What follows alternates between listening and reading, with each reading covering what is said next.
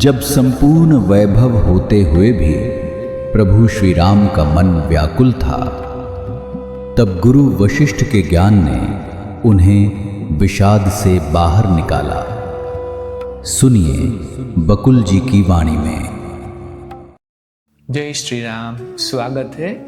तो कल पहले दिन, इस माह के पहले दिन कल हमने देखा कि विदुरथ राजा पद्म राजा शरीर में प्रवेश हुए और दूसरी लीला ने बताया कि ये मेरी ही छाया है।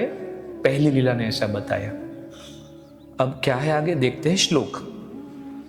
दुखी तस्य निशा कल्पः सुखी तस्य एव च क्षणः क्षण स्वप्ने भवेत् कल्पश्च भवति क्षणः। अर्थ है, दुखी व्यक्ति के लिए एक रात एक कल्प के समान होती है और मौज मस्ती की रात क्षण भर में व्यतीत हो जाती है। स्वप्न में एक क्षण भी एक कल्प के समान होता है। तो क्या होता है आज देखते हैं। राम ने कहा, प्रार्थना है कि मुझे काल का रहस्य समझाए। लीला की कथा में मैं पूरा जीवन काल 8 दिनों में व्यय हो गया। 8 दिन के बजाय कभी 1 महीना भी लग जाता है। मेरी समझ में कुछ नहीं आ रहा। मैं परेशान हूं। क्या ऐसा तो नहीं विभिन्न ब्रह्मांडों में काल संबंधी भिन्न भिन्न मानदंड अपनाए जाते हो? अलग अलग समय हो, अलग अलग ब्रह्मांड में, ऐसा तो नहीं होगा ना? राम का प्रश्न है। वशिष्ठ ने उत्तर दिया, हे राम, व्यक्ति केवल उसी का अनुभव करता है जिसका चिंतन वह अपने भीतर अपनी बुद्धि में करता है। दुखी व्यक्ति के लिए एक रात एक कल्प के समान होती है और मौज मस्ती की रात क्षण भर में व्यतीत हो जाती है। स्वप्न में एक क्षण भी एक कल्प के समान लगता है।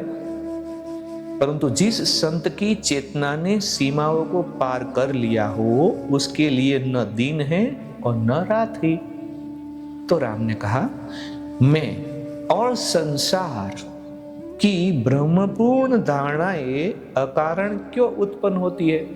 तो फिर ये क्यों भांगजड़ पैदा करवाई हम सब में? तो वशिष्ठ ने उत्तर दिया, बुद्धि का वास सभी चीजों में समान रूप से होता है, इसलिए हर समय और हर दृष्टि से सभी कुछ असर्जित और स्व या आत्मा ही सब कुछ है। यहाँ सभी कुछ पदबंध का प्रयोग किया गया है, जो वस्तुतः आलंकारिक प्रयोग मात्र है। केवल असीम चेतना या ब्रह्म ही विद्यमान रहता है। जिस प्रकार कंगन और सोने में कोई भेद नहीं, उसी प्रकार असीम चेतना और ब्रह्मांड में भी कोई भेद नहीं। असीम चेतना स्वयं ही तो ब्रह्मांड है, परंतु ब्रह्मांड को असीम चेतना नहीं कहा जा सकता। असीम चेतना स्वयं ब्रह्मांड है, लेकिन ब्रह्मांड को असीम चेतना नहीं कहा जा सकता। ठीक वैसे ही जैसे कंगन को सोने का बना होता है, परंतु सोना कंगन का तो नहीं बना होता है ना। असीम चेतना में ही उसकी असीम प्रकृति भी अनाम रूप से अंतर्निहित रहती है। वही मैं और संसार के रूप में अभिव्यक्त होती है। जिस प्रकार बिन तराशे शिलाखंड में भी प्रतिमा स्थित रहती है, उसी प्रकार मैं और संसार की धारणाएं असीम चेतना में विद्यमान रहती है। इसी को सृष्टि कहते हैं। सृष्टि से कुछ और तात्पर्य नहीं होता। उस परम सत्ता या असीम चेतना में कोई सृष्टि नहीं होती। असीम चेतना की सृष्टि में संलग्नता भी नहीं होती। उनमें परस्पर संबंध विभाजन की बात ही नहीं है।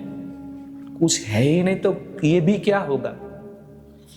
असीम चेतना की अपने हृदय में अपनी बुद्धिमत्ता होती है, परंतु यह बुद्धिमत्ता उस असीम चेतना से उसी प्रकार भिन्न नहीं होती जिस प्रकार वायु अपनी गति से भिन्न नहीं होती।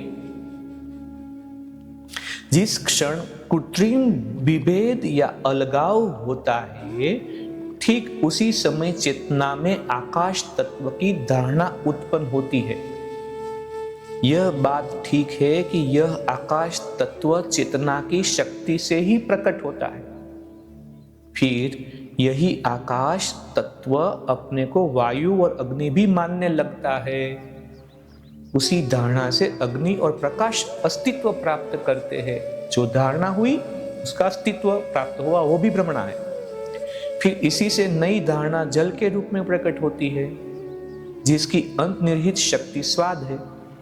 फिर वही शक्ति अपने को पृथ्वी मानने लगती है, जिसकी विशेषता है गंध और घनता।